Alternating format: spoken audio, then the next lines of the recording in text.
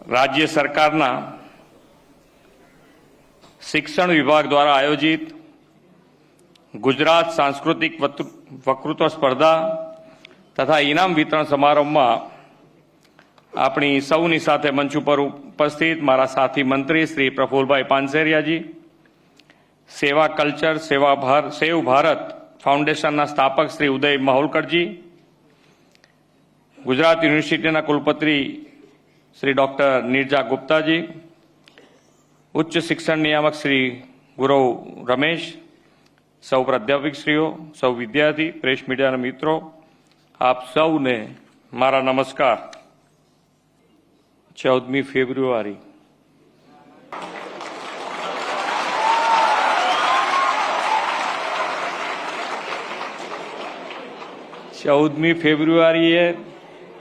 માવલકરજી તમે જે પ્રોગ્રામ રાખ્યો છે અને એમાં જે બધા બેઠા છે એ બધા યોદ્ધા ક્યારેય પાછા નહીં પડે।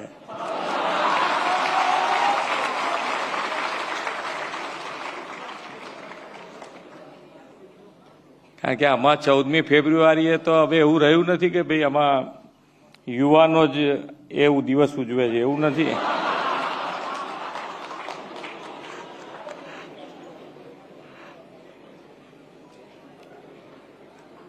પણ કે આપણે તો હવે અત્યારે તો છોકરાઓને કીધું નાની ઉંમરથી જ હોશિયારી વધતી જ જાય છે, દિવસે દિવસે એ લોકોની। કદાચ અમારા વખતે તો પૂછવું પડતું કે આ 14મીએ કરવાનું શું એમ।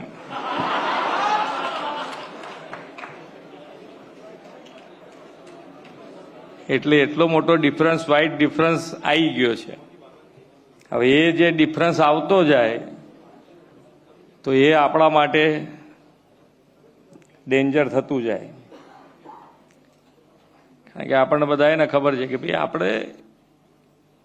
આપણો દેશ એ વિવિધતામાં એકતાવાળો દેશ છે અને વિવિધતામાં એકતા માટે આપણને કોઈ વાંધો ન હોઈ શકે। દરેક જણ પોતપોતાનું જે તહેવાર ઉજવવો હોય ઉજવે, એમાં આપણે બધા સાથે રહીએ।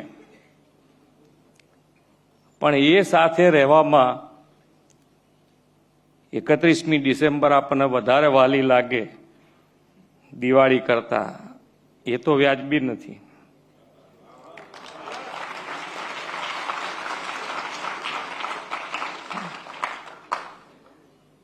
આની અંદર આપણે આ એક એવી વસ્તુ છે કે ભાઈ ધીમે ધીમે વધતું જ ગયું। સમજણ વગર એક નાનું ઉદાહરણથી આ માન્ય વડાપ્રધાન શ્રી આયા પછી આપણને એમ લાગે કે ખરેખર એક વ્યક્તિત્વ એટલું મોટું છે કે એમાંથી દરેક પળે, દરેક વાક્ય, દરેક શબ્દ એમાંથી તમને કંઈક ને કંઈક શીખવા મળે। હમણાં અહીંયાથી કહેતા હતા યુટ્યુબ ઉપર તમે જોજો, યુટ્યુબ પર એ છે, આજે પણ એ બોલ્યા છે કે ભાઈ આપણે બધા દેશે સાથે મળીને આપણે જે આની અંદર નેગેટિવિટી છે, જે આપણે શું કહીએ છીએ ડિજિટલમાં, એ નેગેટિવને દૂર કરવી પડશે, બધા સાથે મળીને કરવી પડશે। આપણે બધા દેશે આગળ વધવું છે। વસુદેવ કુટુંબકમની એમની ભાવના છે, રમેશ રહી છે, અને એમાં બધા સાથે મળીને આતંકવાદ દૂર કરવો પડશે, બધા સાથે મળીને કરવો પડશે। એટલે આપણે બધા જ એક એવું નેતૃત્વ મળ્યું છે અને વિકસિત ભારત બનાવવું હશે, અને વિકસિત ભારતનો આપણો પાયો શું હોઈ શકે? ભારતનો પાયો શેના ઉપર હોઈ શકે? આપણી સંસ્કૃતિ ઉપર હોઈ શકે। એ જ આપણો મજબૂત પાયો છે। દેશ અને દુનિયા અહીંયા પહેલા ભણવા આવતી હતી, અહીંયા શીખવા આવતી હતી। આજે પણ આધ્યાત્મિક રીતે આગળ વધવું હોય તો એ લોકોને ભારત આવવું જ પડે એમ છે। એમાં કોઈનું ચાલે એવું નથી। આજે બધા તો સવારે કહે છે 9 વાગ્યાથી શરૂ છે। 9 વાગ્યાથી શરૂ હોય ને એક જ વિષય હોય એટલે પછી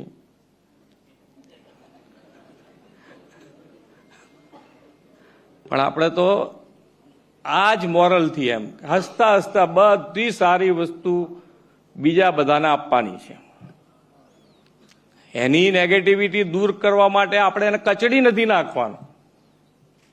એની નેગેટિવિટી દૂર કરવી હશે તો એને સાથે રાખીને પ્રેમથી દૂર થશે. કારણ કે બધા એને આપણે શું હોય, આઈ એમ હોય જ. એ તો એટલે એમાં તમે કોઈને નાનો માનીને જો એને પછાડવા જાઓ તો એ નહીં મેળ પડે.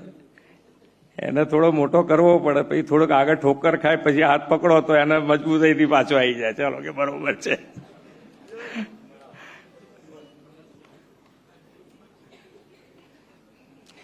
અને આપણે શું છે કે આપણે ધર્મનો ઉપયોગ આપણે બધાએ કરતા થઈ ગયા છે કે રામનો ઉપયોગ કરવાનો હોય ત્યારે રામ બની જવાનું, કૃષ્ણનો ઉપયોગ કરવાનો ત્યારે કૃષ્ણ બની જવાનું. કે કૃષ્ણએ કીધું છે, ભગવાને કીધું છે ગીતામાં, કે એટલે શું કીધું છે પણ એ તો હરખું સમજાય.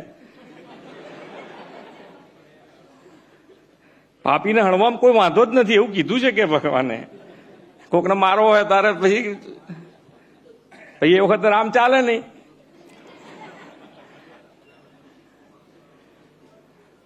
અને એટલે ઉદાહરણ ક્યાંક આપવા, કેવી રીતે આપવા.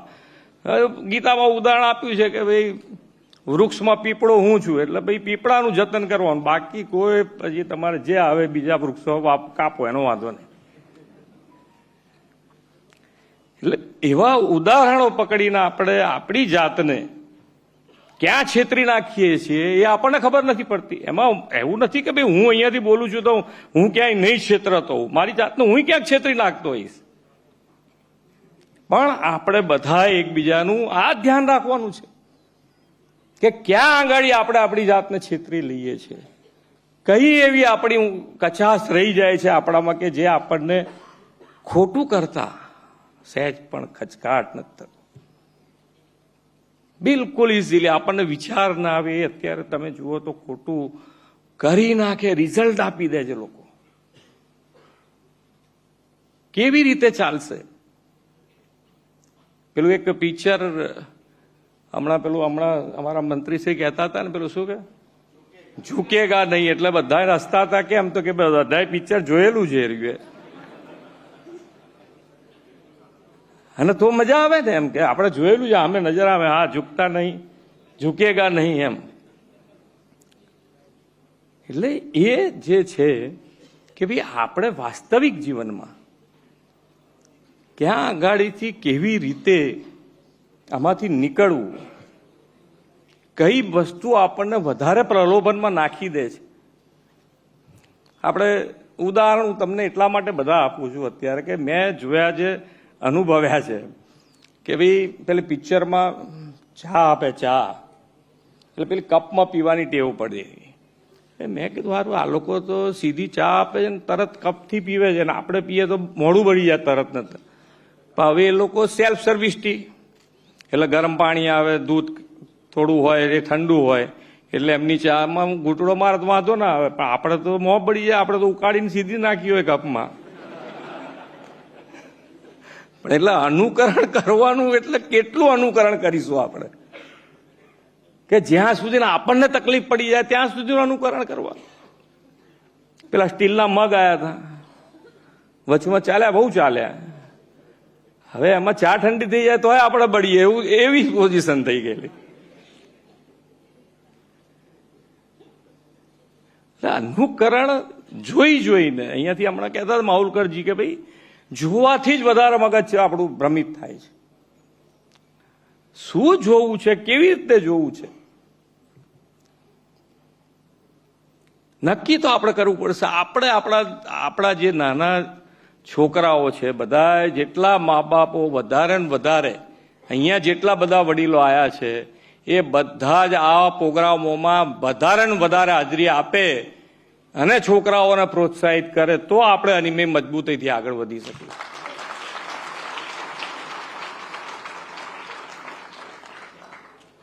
અને ક્યાંક ને ક્યાંક આપણે તો જ્ઞાનેશ્વરની વાત ખબર છે કે ભાઈ ગમે તારે ગોળ તો મને ખાવાની ટેવ છે હવે, પણ મને ખબર પડી પછી બંધ કર્યું મેં. તો ભાઈ આમે વાળાને કહેવાનું સારું કરવું, જ્યારે ખબર પડે ત્યારે બંધ કરો ને. આપણે કોઈ અત્યારે એવી છે પરીક્ષા તો છે નહીં એની અંદર, જ્યારે ખબર પડે ત્યારે આપણે બંધ કરો આપણો ગોળ ખાવાનો, આગળ છોકરાઓને સમજાવવાનું ચાલુ કરો કે ભાઈ આ બરોબર નથી. પણ આપણે જ ગોળ ખાવાની મજા આવે તેમ છોકરાઓને શું કહીએ?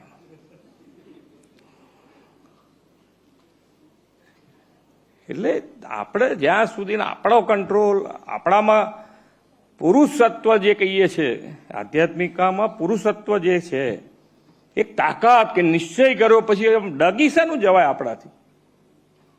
કોઈ કાળે ડગા એવું છે જ નહીં. કુદરત તમારી જોડે ને જોડે જ છે. પણ તમારો નિશ્ચય જ કાચો પોચો હોય કે આરું કદાચ મારે તો એકદમ નજીકનું લગ્ન છે, જવું પડશે, સારું નહીં ચાલે. હવે એમાં તમારા વગર લગ્ન ઊભું રહી જશે જાણે. હવે તમે જાઓ તારે કોઈ તમને ભાવે ના પૂછે, તમે જાતે જમીન ઘેર જતા રહો ત્યાં કોઈ તમને બોલાવે નહીં.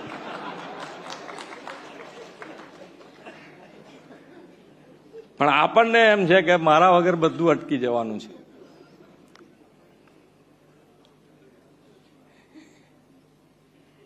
એટલે એ જ આપણે તો અત્યારે બહુ ઘણું બધું આજે થઈ ગયું છે. એટલે મારા માટે થોડો અઘરો વિષય હતો. મારા માટે આજ સવારથી 9 વાગ્યાથી માઉલકરજી બહુ જ આજે વસંત પંચમીની બધાને ખૂબ ખૂબ શુભેચ્છાઓ.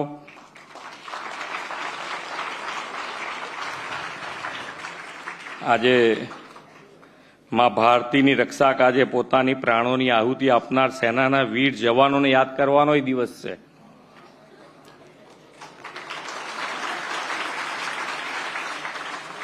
સીઆરપીએફના 40 જવાનો જે પેલા પાકિસ્તાન આતંકવાદી પુલવામા જે થયું હતું એ આજે 5 વર્ષ, એને પહેલાની વાત, આજે 5 વર્ષ એક્ઝેક્ટ થયા. એટલે આપણે એમને પણ, વીર જવાનોને પણ આપણે શ્રદ્ધાંજલિ અર્પણ કરીએ છીએ. અને આજે સેવ કલ્ચર, આપણા સેવ ભારત, એના જ્યારે વિચાર મૂક્યો ત્યારે મને એમ લાગ્યું કે આ વિચાર જે છે એના માટે તો બહુ મહેનત કરી. કારણ કે અત્યારે જે પ્રમાણે આપણે જોતા આવ્યા છીએ, અહીંયા બધાય બેઠેલા નાના છોકરાથી માંડીને મોટા બધાને અનુભવ છે કે એટલું બધું આની મેં આપણે બધાએ મહેનત કરવી પડશે કે તો જ આની અંદરથી આપણે બહાર નીકળી શકીશું. બાકી તો અત્યારે ધાર્મિકતા પણ એટલી છે, ધાર્મિકતા નથી નહીં. ધાર્મિક પણ અત્યારે ખૂબ સારી સંસ્થાઓ છે, પણ છતાંય ક્યાંક ને ક્યાંક ધાર્મિકતાની આડમાં પણ ક્યાંક ને ક્યાંક, કારણ કે ધર્મમાં જતા હોય એટલે પછી બહુ વાંધો નહીં, એમ નજર બધાની ફરી જાય.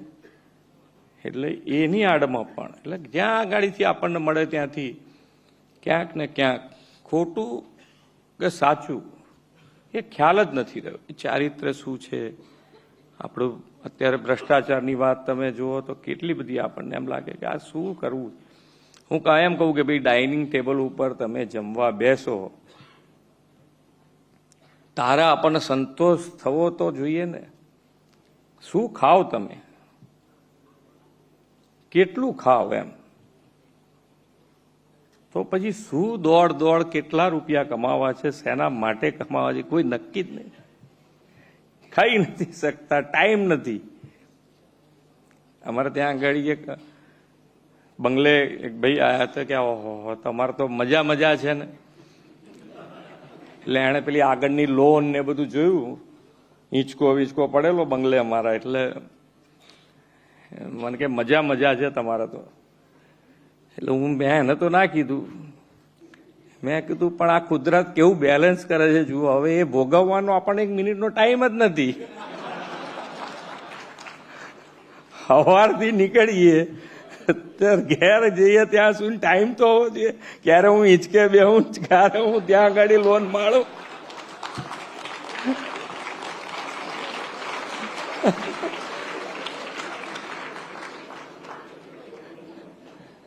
પણ હવે આમાં શું છે કે ભાઈ આપણને લાગે દ્રષ્ટિ તમે જુઓ. પેલાને મજા આવી ગઈ, કહો અમને મજા છે, જલસા અમને જ છે બધા. હવે ખરેખર જોડે ફરે તો ખબર પડે કે બેજે નહીં ત્રીજે દાડે તો કે તમે નીકળો, આજે હું આવું છું તમારા આગળના કાર્યક્રમમાં જોઈન થઈ જઈશ.